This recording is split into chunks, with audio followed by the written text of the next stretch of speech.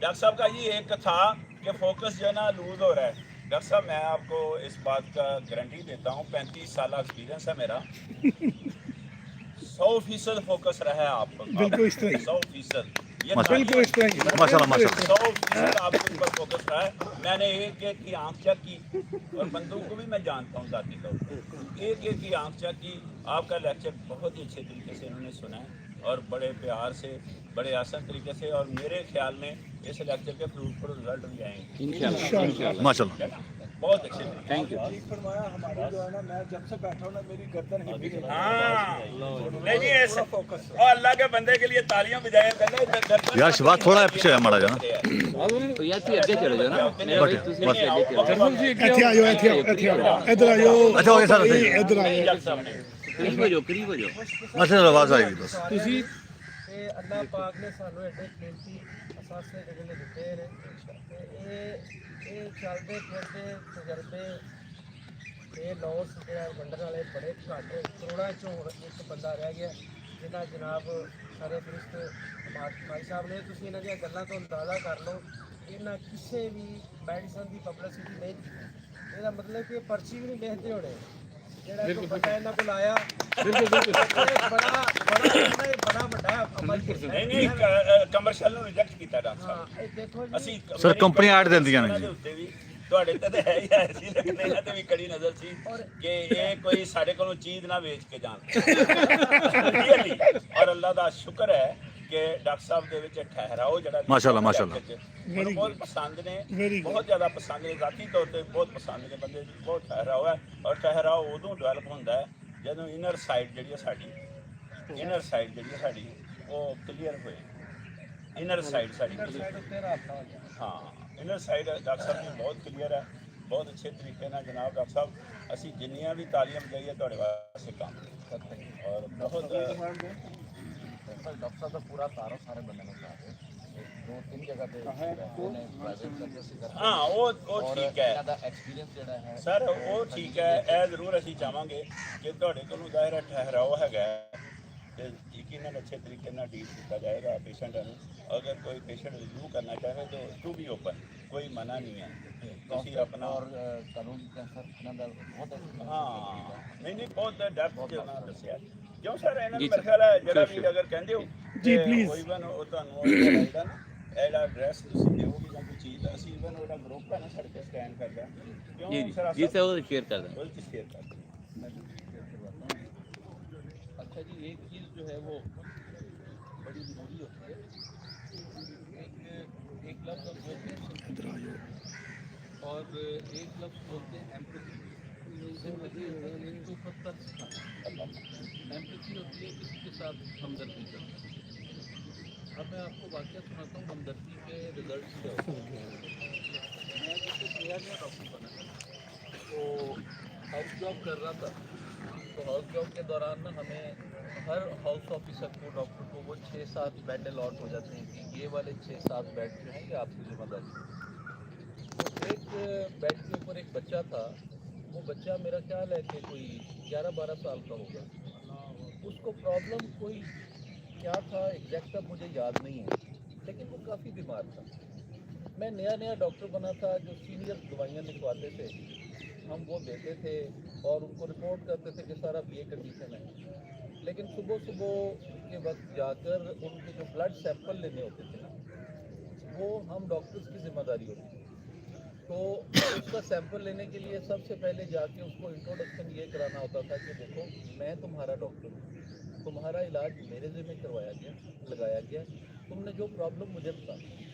अब ये एक ऐसा लफ्ज़ होता है कि पेशेंट के जहन में आ जाता है कि मेरा डॉक्टर वो खेल रहा है, 10 में से भी मेरा डॉक्टर वो खेल रहा है।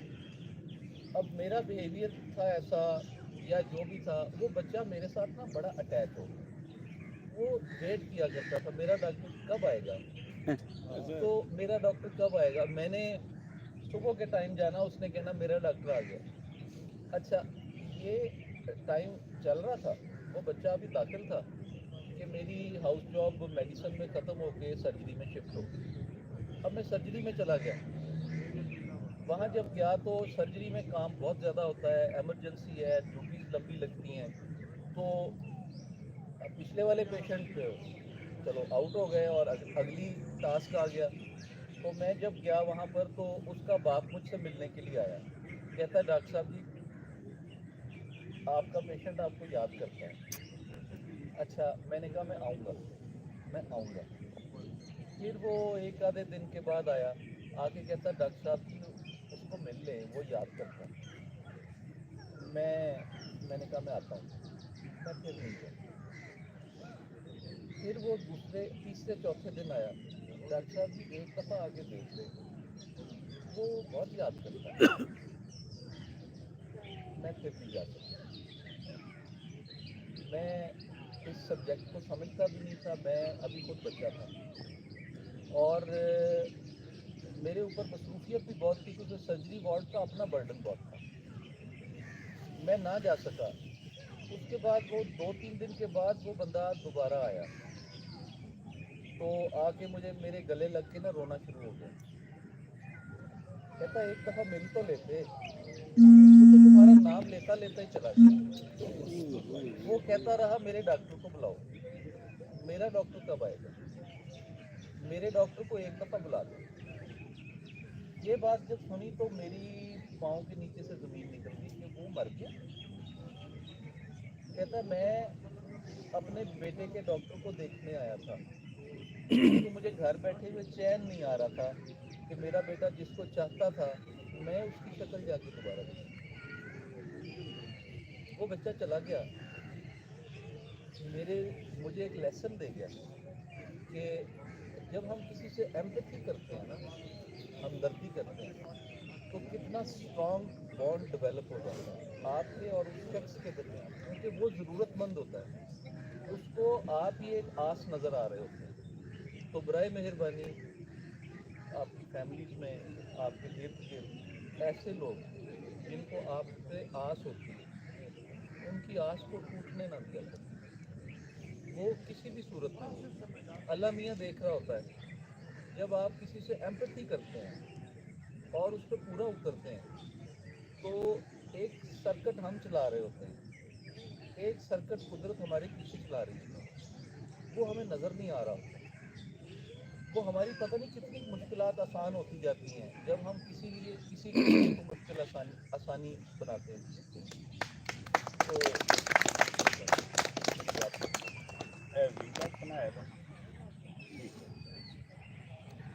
देखो मेरे है ना अखियां जो आंसू निकल आए, सब तो निकले जी। अखियां जो आंसू निकलना मतलब ये है कि तबीयत खराब हो गई मेरे बफल गया। ये बड़ी प्यारी गल सुनाई है डॉक्टर साहब कि एंड प्रोडक्ट ये दी है उन्हें एक नतीजा दिता या जिन्होंने मैसेज या लैसन कहते हैं कि जनाब मेरे ख्याल अपने दर्दों आज कोई भी इंसान है, देखो आस उम्मीद तो लाता ही है ना इंसान, जे कोई तुम कर सकते हो कुछ किसी की हेल्प कर देनी की। अज सर असी बड़ा थोड़े को लर्न किया, बहुत ज़्यादा लर्न किया, बहुत ज़्यादा लर्न किया। मैं 7 करोड़ से गुजारा नहीं करना चाहता। 14 कर लो। 7 करोड़ 7 करोड़ 7 करोड़ 21 करोड़ हो गया। 21 करोड़ जरा ना 21 करोड़ तुहानू पता है एक कॉमन वर्ड है, वो है सेंस ऑफ कॉमन और कॉमन सेंस, इन्हों के दरमियान है ये वर्ड। तो मैं ये बारे ये कहना चाहना, मैं 21 दफ़ा 21 करोड़ दफ़ा वो 25 करोड़ 25 करोड़ चलो जी मेरे ख्याल 4 करोड़ बात सर बड़ी प्यारी छोटा सा क्वेश्चन है सर, शायद आउट ऑफ नहीं कर लो कि जो स्लीप डेप्रीवेशन है वो भी एक तसलसल है काफ़ी चीज़ों का, बीमारियों का, तो इसको क्विक फिक्स क्या है इसका, मतलब जो नेचुरल भी हो। स्लीप डेप्रीवेशन की वजह से सारा दिन ज़ाया हो जाता है और नींद भी पूरी, मतलब वो कोई ऐसा मसला भी नहीं होता लेकिन नींद नहीं आती अमूमी तौर पे। तो तकरीबन घर वालों को, बच्चे आराम से सो रहे होते हैं लेकिन शायद हम बड़ों को पता नहीं क्या हमारा वो पैटर्न है कि हमें क्या चेंज करना चाहिए कि जो सोना है क्वालिटी वो आ जाए। कोई बीमारी नहीं है, कोई इशू नहीं है, कोई ऐसा मसला मसाल नहीं है, अल्हम्दुलिल्लाह कोई डिप्रेशन नहीं है, उसके बावजूद मेरा ख्याल है कि अगर कोई बीमारी नहीं है, कोई डिप्रेशन नहीं है और कोई प्रॉब्लम नहीं है, तो फिर दो चीज़ें इसमें ऐड कर रहा हूँ। एक तो रेगुलर एक्सरसाइज, ठीक है, दोनों फ्रीक यानी कि आप और आपके लाइफ पार्टनर।